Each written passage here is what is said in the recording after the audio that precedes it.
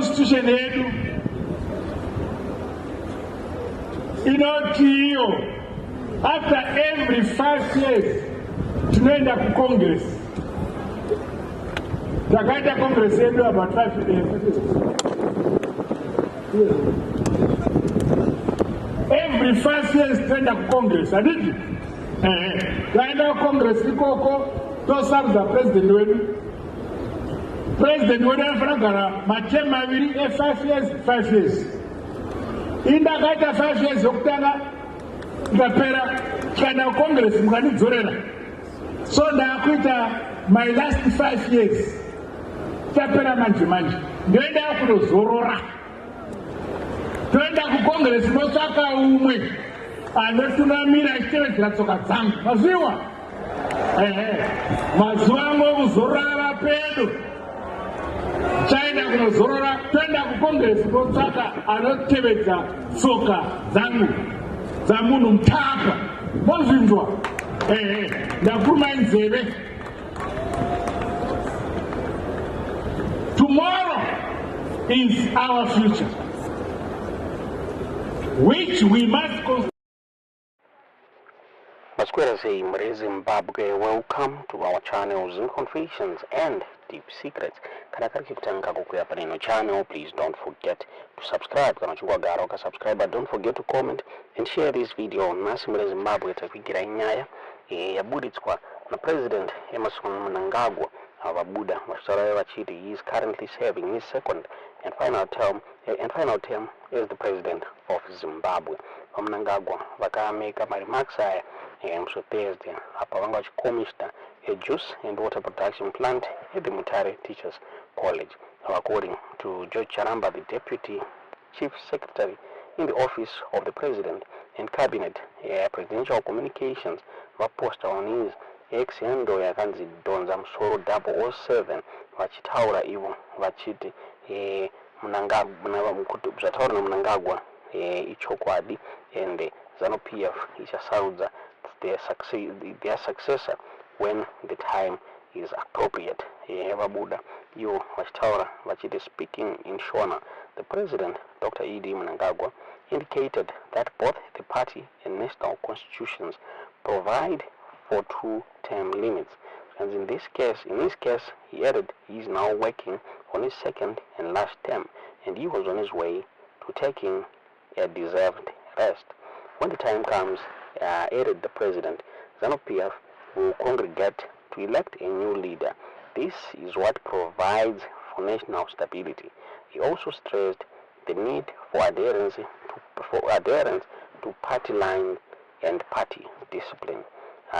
So my remarks from President Mnangagwa abuda nguva yanga ichinetsa nyaya yekunzi he was seeking a third term through the constitutional amendments. Vamwaitaura ivo vachiti President Mnangagwa vari kuda ku pane speculations akaenda akatendera vamwe vachitaura vachiti President Mnangagwa vada kuextend his term beyond 2028. Vataura ivo vachiti nekuda kwe 2/3 majority again on ZANU-PF, they want to amend the constitution. President Mnangagwa ovedzerwa another term. Vataura ivo vachiti there's a coalition iripo between Masengezo Shavangu na Mnangagwa yekuti Mnangagwa vawanikwe vachiendera mberi beyond 2030 zvinzi Mnangagwa vakaita a deal na President Mnangagwa kuti they delay my elections or postpone to 2030. Muri Zimbabwe tingazive kuti munoona sei nyaya iyi asi vaMnangagwa vabuda vachizvitaurira in his own words kutaura ivo vachiti havasi kuzotonga beyond his second term. Ndafunga makore apfuura Mnangagwa vakabuda ne mantra iyo yaitaura chinzi 2030 vaMnangagwa vanenge vachiripo yan 2030 then chipo translator to I will still be there in 2030. This statement has sparked my speculations and debate and my intentions regarding his political future and possibility extension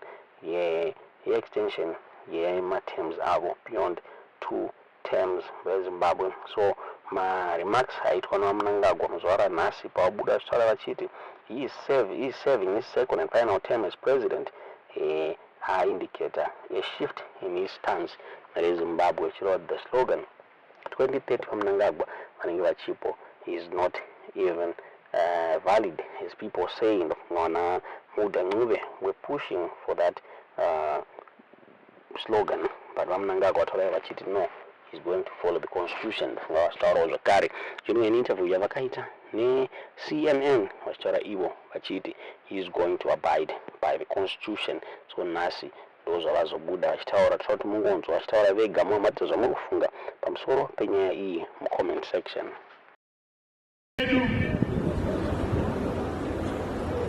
Inotiyo after every 5 years tinoenda kuCongress. Takaita Congress yedu about 5 years. Every 5 years tinoenda kuCongress, aditi? Taenda kuCongress ikoko tosarudza president wedu. President wedu anofana kugara materm maviri 5 years. Indakaita 5 years yokutanga ikapera tikaenda kuCongress mukandidzorera. So ndakuita my last 5 years. Tapera manje. Ndoenda kundozorora. Toenda kuCongress motsvaka umwe anotungamira achitevedzera tsoka dzangu. Maziwa?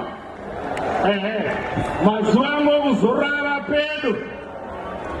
Chaenda kunozorora, toenda kuCongress motsvaka anotevedza tsoka dzangu dzamunhu mutapa. Mozvinzwa? Ndakurumai nzeve.